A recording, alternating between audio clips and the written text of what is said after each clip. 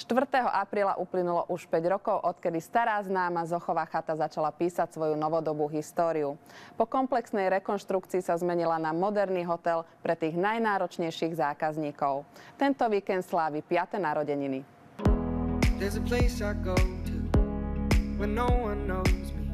Písal sa rok 2011, keď sa z prvej turistickej chaty v Malých Karpatoch stal luxusný hotel aj pre tých najnáročnejších. Zochová chata tak nesie v sebe kus histórie, spomienok, dávnej atmosféry, ale v modernom šate dnes ponúka prvotriedne a najmodernejšie služby. Rozvíjali sme wellness, posunuli sme ho viac do exteriéru a takisto rozvíjame aktivity smerom v gastronómii. Ľudia nechcú len byť obsluhovaní, ale naozaj trendy je ten, že ľudia sa chcú zapojiť do aktivít. Kongresová turistika, wellness, oddych, svadby, rodinné oslavy, či len tak romantický víkend vo Dvojici. Ubytovanie podľa vkusu každého klienta, apartmány, dvojložkové izby či izby v zrubovom dizajne, doslova s vôňou lesa. A nie len to, výhľad z každej izby je balzamom pre dušu. Prioritou je to nepozerať z postele do televízie, ale s výhľadom do lesa zažiť naozaj tú romantiku. Jazyčky návštevníkov zas prekvapí šikovná ruka osadenstva kuchyne známej Zošky.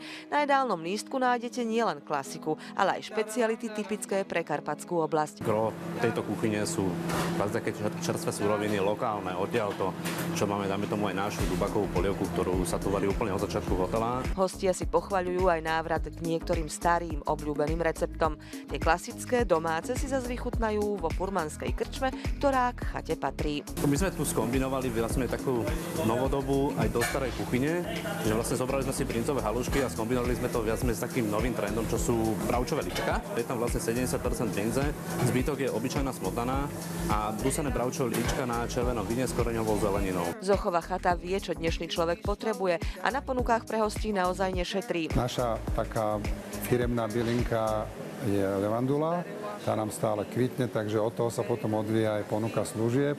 U nás máme levandulovú saunu a tie služby sa potom v sezóne rozvíjajú a rozbalujú na ľadovú kocku levandulovú, ľadový peeling, levandulová masáž, levandulový koláčik, levandulové menu. Obísť wellness so 4 saunami, napríklad z pravého cédrového dreva, výrivkami, masážnym salónom a predovšetkým s božským výhľadom by bolo doslova hriechom. Snažíme sa naozaj ten priestor sprístupniť, aby si klient naozaj prešiel bosou nohou po tráve, vychutnal si vonkajšie jazierko s rybami, zažil to kvitnúce, všetko krásne v záhradách, vonku si položil na slniečku, potom si dal bazén, saunu, proste, aby to bolo naozaj také multifunkčné, pretože ten relax je nielen o tom, že niečo ukázať, ale aby sa zregenerovalo telo, myseľ, duša, aby človek odchádzal odtiaľto s pocitom, že stálo to za to. Za 5 rokov svojej novodobej histórie si Zochová chata našla tisícky svojich priaznivcov. Tých, ktorí ju poznali ešte z dôb minulých, ale aj tých, ktorí jej krásu a jej okolia spoznali až teraz.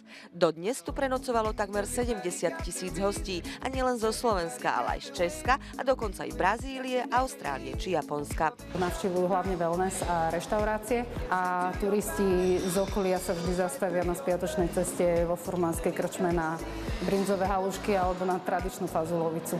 Takže nielen tento víkend počas osláv 5. narodenín sa na Zošku oplatí prísť, veď príroda a okolie, v ktorom táto obľúbená chata stojí, je tu po celý rok.